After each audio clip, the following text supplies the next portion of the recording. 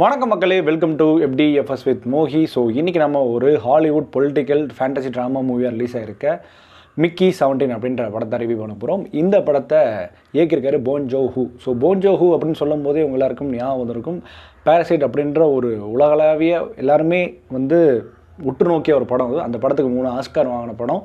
And இந்த படம் ஃபிலிமோகிராஃபியை தாண்டி அவரோட பெஸ்ட்டுன்னா மெமரிஸ் ஆஃப் மர்டர் தான். நான் அதுக்கு தான் ஃபேனு. ஸோ இப்போ வரைக்குமே அந்த படத்தை எனக்கு இன்னும் ஞாபகம் இருக்குது. அந்த கிளைமேக்ஸ்லாம் இப்போ வரைக்குமே அழியாத ஒரு கிளைமேக்ஸ். ஸோ முடிஞ்ச அந்த படத்தை ட்ரை பண்ணி பாருங்கள். அதுக்கப்புறம் நான் அவரோட ஃபிலிமோகிராஃபி தொடர்ந்து ஃபாலோ பண்ணேன். ஸோ இப்போது அவருடைய படமான இந்த மிக்கி 17 எப்படி வந்திருக்குன்றது தான் இந்த ரிவ்யூவில் பார்க்க போகிறோம். மிக முக்கியமாக இந்த மிக்கி 17ன்றது ஒரு நாவலை தழுவி எடுக்கப்பட்ட படம். அந்த நாவலுடைய பேர் மிக்கி 7. எட்வர்ட் அப்படின்றவர் அந்த நாவலை எழுதியிருக்காரு. ஸோ மிக்கி 7 அது. ஸோ இது மிக்கி 17. ஸோ எந்த மாதிரியான விஷுவல் ட்ரீட் கொடுத்துருக்கு போன் ஜோ சைட்லேருந்து அப்படின்றத நம்ம டீட்டெயில் ரிவ்யூவில் பார்க்க போகிறோம். ஸோ ரிவ்யூக்கு போகிறதுக்கு முன்னாடி இந்த ரிவ்யூ உங்களுக்கு பிடிச்சிருந்தா மறக்காமல் லைக் பண்ணுங்கள், கமெண்ட் பண்ணுங்கள், ஷேர் பண்ணுங்கள், சேனலில் சப்ஸ்கிரைப் பண்ண மறந்துடாதீங்க. வாங்க நாம ரிவ்யூக்கு போகலாம். ஸோ மிக்கி 17 அப்படின்ற படத்தினுடைய கை சுருக்கம் என்ன அப்படின்னு கேட்டிங்கன்னா, நம்ம ராபர்ட் பேட்டிசன் பார்த்திங்கன்னா தொழில் தொடங்கலாம் அப்படின்னு சொல்லிட்டு தன்னுடைய ஃப்ரெண்டோட சேர்ந்து ஆரம்பிக்கும் போது நிறைய கடன்லாம் வாங்கிறாரு. பயங்கரமான கடன் வாங்கிட்டு கழுத்து கடன் வாங்கிறாரு. ஆனால் கடனை கட்டி உள்ள பயங்கரமான அந்த இதே லாஸு. ஸோ அவரோட வச்சிருந்த ஜாபே லாஸ் ஆனதுனால அவர் வேறு வழி இல்லாமல் எங்கேயாச்சும் போயிடணும், ஓடி போகணும் அப்படின்னு பார்த்தா, ஆனால் அந்த வில்லன் பார்த்திங்கன்னா பயங்கரமான வில்லன். நீ எங்கே போனாலும் துரத்தி கொள்கிற அளவுக்கு பயங்கரமான வில்லன். ஸோ அப்படி இருக்கிற பட்சத்தில் ஒரு வேலை வாய்ப்பு வருது. அதாவது இங்கே வேலை இல்லை, வேறு ஒரு பிளானெட்டில். அந்த பிளானெட்டில் பார்த்திங்கன்னா இவர் தான் இந்த எலின்னு சொல்லுவாங்க இல்லையா, அதாவது இந்த விஞ்ஞானிகள்லாம் கண்டுபிடிச்ச மருந்துக்கு எலி வச்சு டெஸ்ட் பண்ணலாம். அந்த மாதிரி தான் டெஸ்ட் பண்ணுற ஒரு கருவியாக தான் இவரை யூஸ் பண்ணாங்க. ஸோ இவரோட பிரிண்டட் வெர்ஷன்ஸ். ஸோ அந்த பிரிண்டட் வெர்ஷன்ஸ்லாம் பார்த்திங்கன்னா ஒவ்வொரு வேலைக்கு அனுப்புவாங்க. அதாவது ஒவ்வொரு இடத்துலையும் ஒவ்வொரு வேலைக்கு அந்த வேலைகள் எல்லாமே கடினமான லைக் ஒரு ராணுவம், ஒரு மிலிட்ரி ஆஃபீஸர், அந்த மாதிரி ஒன்று ஒரு ரிஸ்க்கு பேசுகிற ஜாப். ஸோ அதில் செத்து அதுக்கப்புறம் அவரோட பிரிண்ட் மறுபடியும் இப்போ பறக்கும். ஸோ அந்த மாதிரி இப்போ செத்து பொழைச்சி ரிப்பீட் மூட்லேயே வந்ததுக்கப்புறம் ஒரு கட்டத்தில் பார்த்திங்கன்னா மிக்கி 17 லிட்டலி ஆகிற மாதிரி இருப்பார். ஆனால் பார்த்திங்கன்னா மிக்கி 17 உயிரோடு இருப்பார். அப்போ மிக்கி 18 பிரிண்ட் எடுத்திருப்பாங்க. ஸோ மிக்கி 17 மிக்கி 18 2 அட் டைமில் உயிரோடு இருக்குது. ஸோ அங்கே ரூல்ஸ் படி யாராக ஒருத்தவங்க தான் இருக்கணுன்ற பட்சத்தில் யாரும் ஒரே பழிச்சாங்க. அதேமாதிரி அங்கே ஒரு பொலிட்டிஷியன் லீடர் தான். அதாவது நம்ம மார்க் ரஃபலோ தான் பார்த்திங்கன்னா பொலிட்டிஷியன் லீடர்.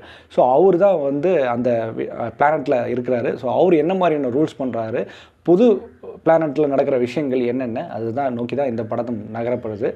ஸோ இந்த மிக்கி 17 அப்படின்ற பட்சத்தில் போன் ஜோ-ஹூ தான் என் மைண்டுக்கு வராரு. ஏன் இந்த படத்தை போன் ஜோ-ஹூக்கு கொடுக்குறாங்க அப்படின்ற பட்சத்தில் பார்த்தீங்கன்னா, இதுக்கு முன்னாடி அரசியல் பேசினவர். முக்கியமாக பாராசைட் அப்படின்ற படத்தில் நம்மளுக்கு கண்ணு கறியாமல் நிறைய குறியீடுகள் வச்சியும் நிறைய விஷயங்களை ஓப்பனாகவே நிறைய விஷயங்களை பேசினார். ஒரு ஏற்றத்தாழ்வுள்ள மக்கள் எப்படி ரியாக்ட் பண்ணுவாங்க, அவங்களுக்கு உள்ள வித்தியாசம், அவங்களுக்கு போய் சேர்ற நல்ல விஷயங்கள், இவங்களுக்கு போய் சேர்ற விஷயங்கள் அப்படின்னு சொல்லிட்டு வேறுபாடுகளை காட்டி இதை விட ஒரு பெஸ்ட்டாக அரசியல் கொடுக்க முடியாது. அந்த மாதிரி தான் இந்த படத்துலேயே நல்ல ஒரு அரசியல் நுணுக்கங்கள், அந்த அரசியல் நுணுக்கங்கள் தாண்டி இதை விட ஒரு அழகாக ப்ரெசென்ட் பண்ண முடியாதுன்னு நினைக்கிறேன். இந்த பொலிட்டிக்கல் பேஸ்ட் பண்ண படங்கள் மிக முக்கியம். உலகளாவிய நிறைய விஷயங்கள் இப்படி தான் நடந்துகிட்ருக்கு. இந்த படத்தில் 2 கேரக்டர் இருக்கும், 2 பொலிட்டிக்கல் கேரக்டர் இருக்கும். அந்த பொலிட்டிக்கல் கேரக்டர் பார்த்திங்கன்னா நம்ம ஊரில் இருக்குது, உலகம் ஃபுல்லாகவே இருக்குது. அது இப்பயும் நடந்துக்கிட்டு தான் இருக்குது. அதை பார்க்கும்போது நம்மளை கேள்வி கேட்கணும் அப்படின்ற ஒரு விஷயம் இருக்கு இல்லையா, அது இந்த படம் பார்க்கும்போது உங்களுக்கு ஃபுல்லாக புரியும். ஏன்னா அந்த 2 கேரக்டர் மார்க் ரஃபலோ அப்புறம் டோனி பண்ணியிருக்காங்க. இவங்க 2 பேருமே ஆக்சுவலி 2 பேரும் ஒன்று மாதிரி தான், 2 பேரும் ஈக்குவல் தான். அந்த 2 பேருமே ஒவ்வொரு ஆண் பெண் அப்படின்ற ஜென்ரல் மட்டும் தான் பண்ணியிருக்காங்க. மற்றபடி அவங்க பண்ணுற அந்த ஆக்டிங்கு, அவங்க பண்ணுற அந்த வே ஆஃப் எல்லா விஷயங்கள் அரங்கேற்றுறது, அப்புறம் மக்களுக்கு கொடுக்குற தீங்குகள், அப்புறம் மக்களை எப்படியா ட்ரீட் பண்ணுறாங்க, அதுமாதிரி இந்த பிளானட்டை எப்படி அழிக்கிறாங்க அப்படின்ற மாதிரி எல்லா விஷயங்களும் இப்போது நீங்கள் இந்த பிளானட்டுக்கு பதிலாக இங்கே நடந்துகிட்டு இருக்குது. அதை தான் இங்கே பிரதிபலிச்சிருக்காங்க. ஸோ விஷுவல் ஐட்டமும் சரி, ஸ்க்ரீன் பிளே விதமும் சரி, அண்டு டார்க் ஹியூமர் ஹேண்டில் பண்ண விதமும் சரி, இந்த படம் ரொம்ப சிறப்பாக அமைஞ்சிருக்கு. ஸோ அதில் எந்த ஒரு டவுட்டுமே இல்லை. போன் ஜோ-ஹூ படத்தில் பொறுத்த வரைக்கும் முக்கியமாக டார்க் ஹியூமர்லாம் பயங்கரமாக பக்காவாக அமைஞ்சிருக்கும். அந்த வகையில் இந்த படமும் கரெக்டாக அமைஞ்சது. அது பொலிட்டிக்கலாக நல்ல ஒரு பொலிட்டிக்கல் சட்டையராகவே அமைஞ்சிருக்கு அப்படின்னு தான் சொல்லணும். ஏன்னா நிறைய விஷயங்கள் பேசலாம் பொலிட்டிக்கலாக. முக்கியமாக அவர் தான் அந்த கை தேர்ந்தவர் கூட சொல்லலாம். இதுக்கு முன்னாடி நிறைய படங்களும் அது மாதிரி எடுத்திருக்காரு. நான் இப்பயும் சொல்கிறேன், அவரோட ஃபிலிமோகிராஃபி எடுத்து பாருங்கள். மேக்ஸிமம் அவரோட படங்கள் பார்த்திங்கன்னா அரசியலை பேசும். எப்படி நம்ம ஊரில் நிறைய படங்கள் நிறையா இயக்குநர்கள் அரசியல் பேசுகிறாங்களோ அதே மாதிரி இவரும் அரசியல் பேசியிருக்காரு. கொரியன் அரசியலும் பேசியிருக்காரு, உலக அரசியலும் பேசியிருக்காரு. ஸோ இந்த படத்தில் உலக அரசியலை ரொம்ப சிறப்பாகவே ஹேண்டில் பண்ணியிருக்காரு. ஆனால் இந்த படத்தோட மிகப்பெரிய ப்ளஸ் அப்படின்னு கேட்டிங்கன்னா ராபர்ட் பேட்டிசனோட நடிப்பு. எனக்கு முன்னாடி வரைக்குமே சரி அவர் ஒரு பெரிய வேர்ல்டில் ஒரு ஃபேமஸான ஆணழகன் மட்டும் எனக்கு தெரியும். அண்ட் நடிப்பார் அப்படின்றது தெரியும், நடிப்பார் அவ்வளோதான், ஒரு அழகான பையன் அப்படின்ற மாதிரி. பட் நல்ல நடிப்பார் அப்படின்றது இந்த படத்து மூலயமா என்னால் டிஸ்கவர் பண்ண முடியுது.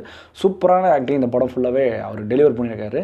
அதுக்கான வேரியேஷன்ஸ் நல்லா கொடுத்துருப்பாரு. ஒருத்தன் வந்து அக்ரெசிவாக, ஒருத்தர் வந்து அப்படியே ரொம்ப இன்னசென்ட். ஆக்சுவலி இந்த இன்னசென்ட் கேரக்டரை ரொம்ப அழகாக ஹேண்டில் பண்ணியிருந்தார் படம் ஃபுல்லாகவே. த்ரூ அவுட் படத்துக்கும் அதை வந்து நாம தான் இந்த இன்னசென்ட் அதை வந்து அந்த படம் மூலிமா பிரதிபலிச்சிருப்பார். அது ரொம்பவே வியக்கத்தக்கது. அப்புறம் அவர் கூட வர கேர்ள் ஃப்ரெண்டாக இருக்கட்டும், அப்புறம் வந்து ஸ்டூவர்ட், ஐ திங்க் ஸ்டீவ் வந்து அவரோட ஃப்ரெண்டாக வர அந்த கேரக்டராக இருக்கட்டும், அண்ட் வந்து அந்த பொலிட்டிஷியன் கேரக்டராக இருக்கட்டும், எல்லா கேரக்டருமே ரொம்ப நேர்த்தியாக அந்த படத்துக்கு ரொம்ப செட்டிலான ஒரு நடிப்பை கொடுத்துருந்தாங்க. அவங்க தான் இந்த படத்தில் வந்து எல்லாருமே மேஜர் ரோல்ஸ் பண்ணுறாங்க அப்படின்னு கூட சொல்லலாம்.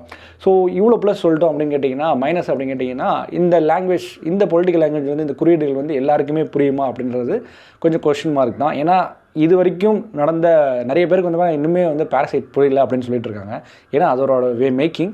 ஸோ ஒரு 2 தடவை ரிப்பீட் பண்ணி பார்க்கும்போது தான் அந்த படத்தினுடைய உள்ளர்த்தங்கள், குறியீடுகள் புரிய வரும். மேபி எனக்கு தெரிஞ்சு நீங்கள் மிக்கி 17 அது மாதிரி தான் நான் நினைக்கிறேன். ஏன்னா ஒரு தடவை மட்டும் பார்த்தா போகுது, ஒரு தடவைக்கு இன்னொரு தடவை பார்க்கும்போது இன்னும் டீட்டெயிலிங்காக உங்களுக்கு புரியும். ஸோ அதனால தான் இந்த வந்து மைனஸாக சொல்கிறேன். இது வந்து எல்லாருக்குமே புரியக்கூடிய படமாக இருக்காதுன்னு நான் நினைக்கிறேன்.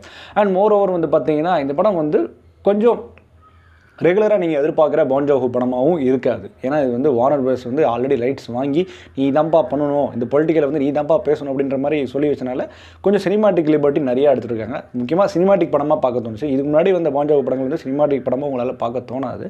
ஸோ அதோட எக்ஸ்பீரியன்ஸ் நீங்கள் படம் பார்க்கும்போது தெரியும். முக்கியமாக பேரசைட் மாதிரி இந்த படம் கண்டிப்பாக இருக்காது. பேரசைட் வேறு, இது வேறு. ஸோ மொத்தத்தில் இந்த படத்தை பார்க்கலாமா நம்ம, இல்லை கண்டிப்பாக பார்த்தே தெரியுமா, கண்டிப்பாக தேட்டரில் போய் பாருங்கள். இந்த மாதிரி பொலிட்டிக்கல் செட்டரான படங்கள் உங்களுக்கு பிடிக்கின்ற பட்சத்தில் கண்டிப்பாக இந்த படம் உங்களுக்கு விருந்தாகவும், அதில் எந்த ஒரு டவுட்டுமே இல்லை. ஸோ இன்னொரு படம் நான் தி மங்கின்ற ஒரு படம் பார்த்தேன். அதுவும் ஒரு டார்க் ஹியூமர் படம். அதனுடைய ரிவ்யூ கூடிய சீக்கிரத்தில் வந்து சேரும். ஸோ இந்த மிக்கி 17 படத்துக்கு நம்ம கொடுக்குற ரேட்டிங் என்ன அப்படின்னா 5க்கு 3.5. ஓகே மக்களே, இந்த ரிவ்யூ பிடிச்ச நம்பர், இந்த ரிவ்யூ பிடிச்ச மறக்காம லைக் பண்ணுங்கள், கமெண்ட் பண்ணுங்கள், ஷேர் பண்ணுங்கள், சேனலில் சப்ஸ்கிரைப் பண்ண மாதிரி. Stay with me FDFS with Mohi.